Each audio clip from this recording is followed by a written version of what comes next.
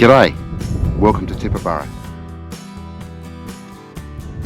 Famous for flies, gold and friendly people. Tibooburra is a great little outback town and it hasn't changed much in over 100 years. People have been finding gold around here for longer than that and are still finding it here today.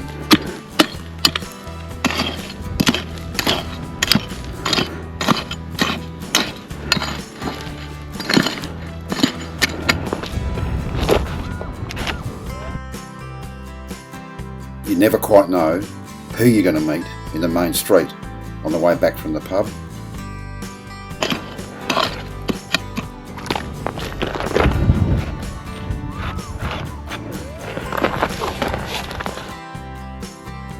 And speaking of pubs, the bar is literally made of gold.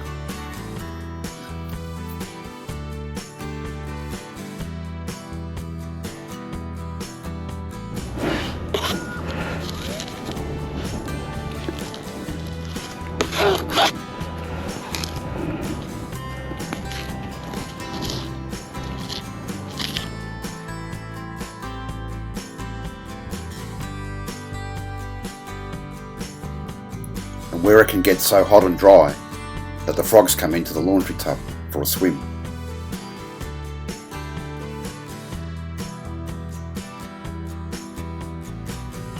Sunsets are really spectacular here. But let's go back to the start of the adventure. I've headed off this morning and I'm on my way to Tibooburra for another prospecting trip. And I thought a really good place to start would be Kapunda. South Australia was proclaimed in 1836. By 1844, the state was almost bankrupt. Enter Kapunda. Captain Bagot discovered a rich copper vein here, and by 1844, the first commercial mine in Australia commenced. This mine saved South Australia. It has been preserved and is a popular walking trail today. This is Map Kerno. He stands at the entrance to Kapunda. The name of this large statue means Son of Cornwall.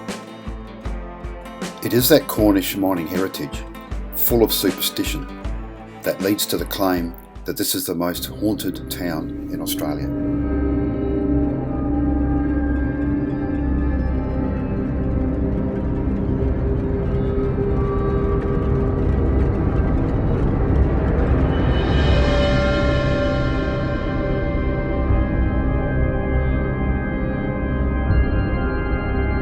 Tommyknockers lived here underground. They could be both good and bad spirits. They were believed to be responsible for earthquakes and other underground misfortune. They could also lead the miners to rich lodes of ore by their tap, tap, tap noises, or warn them of dangers. I don't think these gates will keep them in. No wonder the town is haunted. Okay, back to Tibooburra. Let's go prospecting on the town common.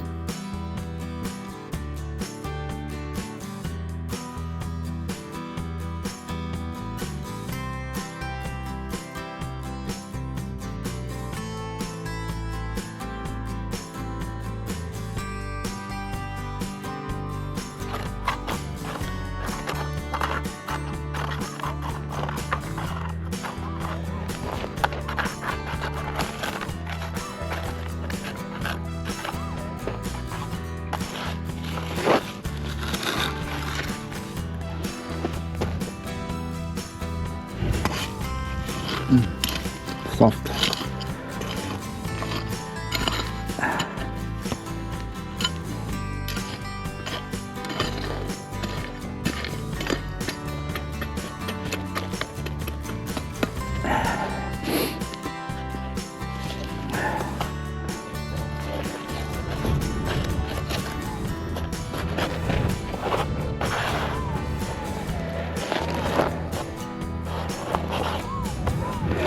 Sounds like it's out.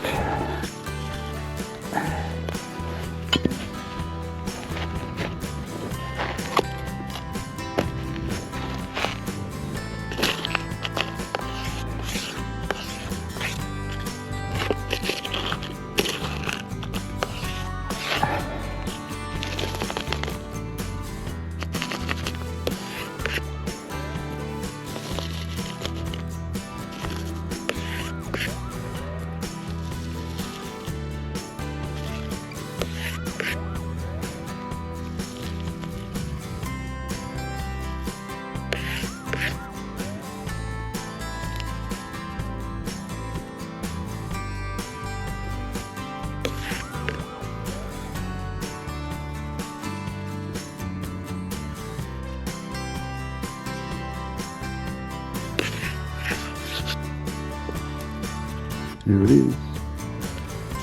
Little piece of Tibooburra gold.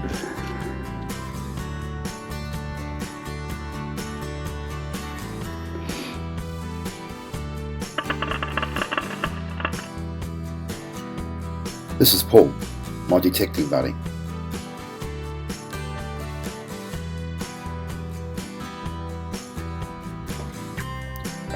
Now this is pretty amazing. Paul found these innocuous little rocks in some road base nearby. They look a bit like a cross between potch and white quartz. But shine a torch on them and they glow for quite a while. Yes, just normal torch. Just a LED torch. Yeah.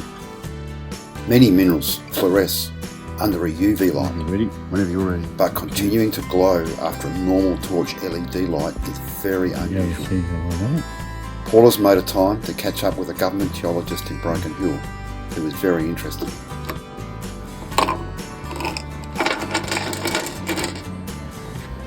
Wow, this is amazing.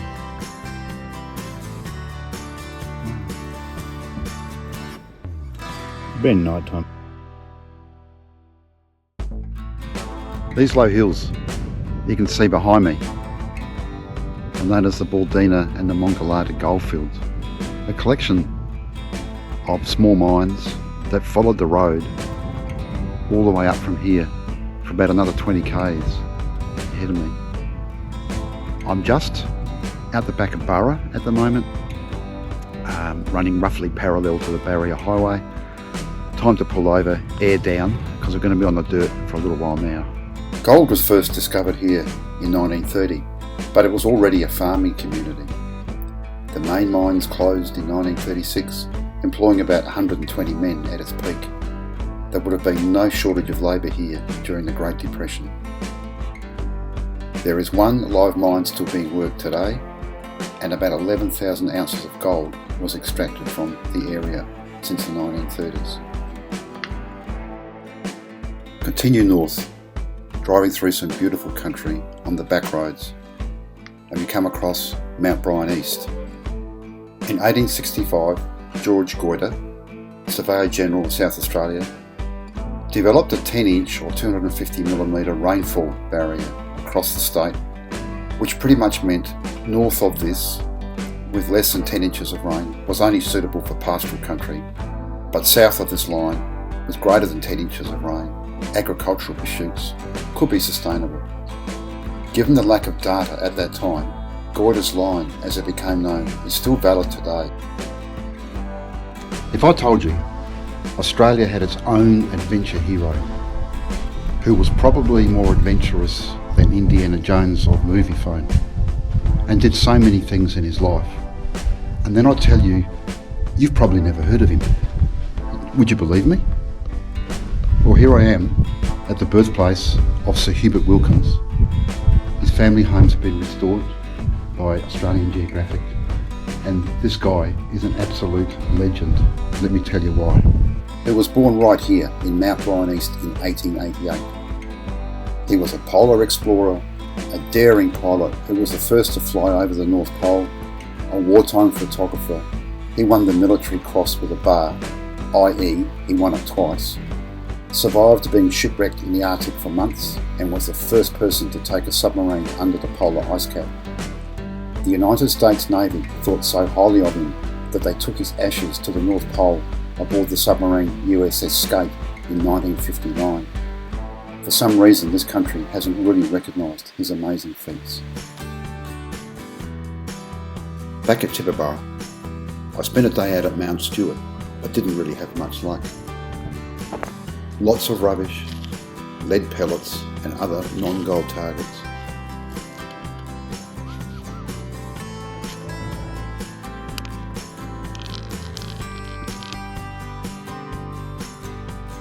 Lots of prickles. But as you do detect, your mind starts to wander.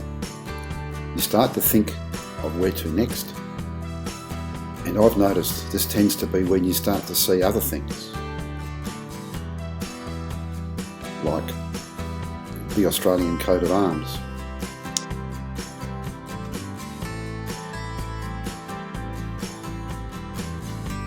giant cricket balls, clear pieces of quartz, and that in the kids.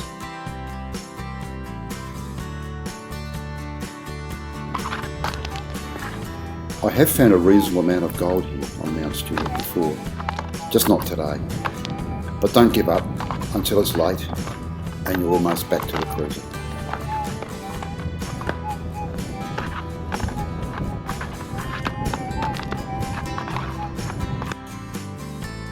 Mount Stewart Station covers a very large area and there is plenty of spots to come back and try. The white quartz plains just seem to go on forever.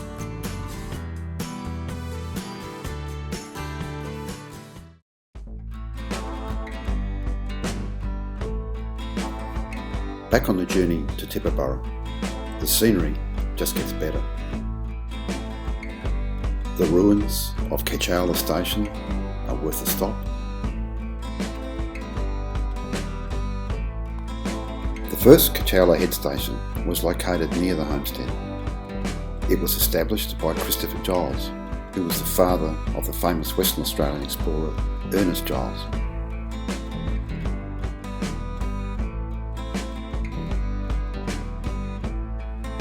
And further on, at an area known as the Springs, are some indigenous engravings.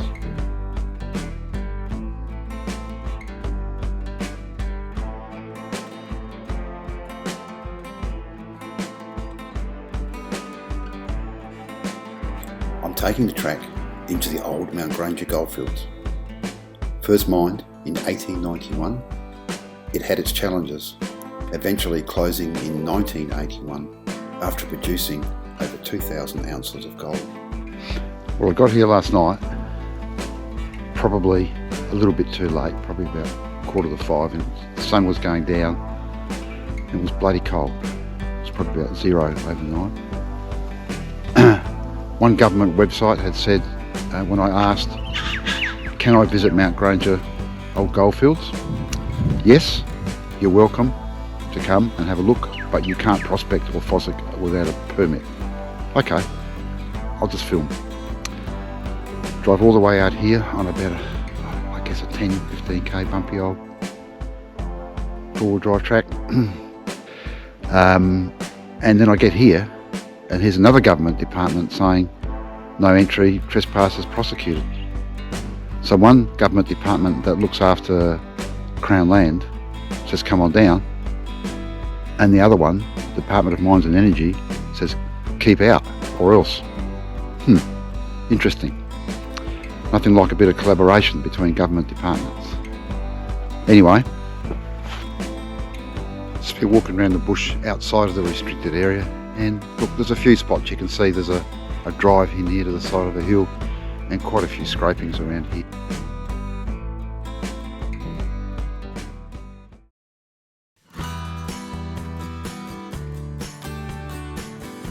I moved camp to Kapunda Station and camped right in the middle of the quartz plain.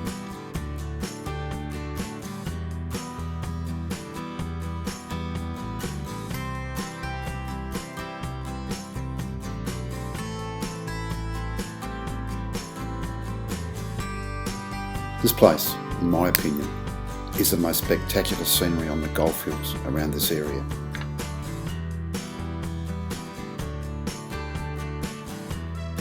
I got onto the gold fairly quickly in a creek bed only about 30 metres away from my camp.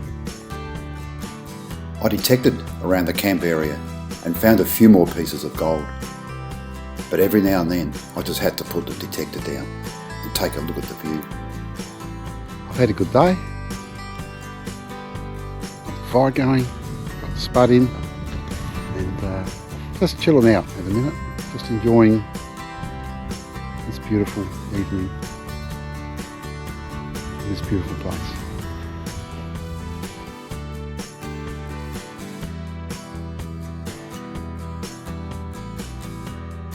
The next day I headed up into the hills, detecting along the way, along the valley floors.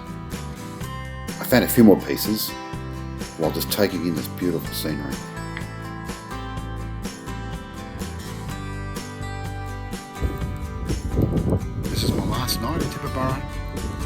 Found a little bit more gold today. I'm at a Gumball station. Did a beautiful tea, cooked on the campfire. And just wanted to reflect a little bit on the video.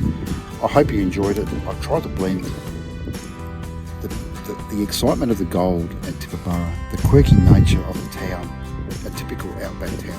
It's a great place. I strongly encourage you to come here. But also, I took the back roads to get in, and hopefully I've maybe surprised you a little bit with some of the history, both gold mining and other mining, and just general historic facts.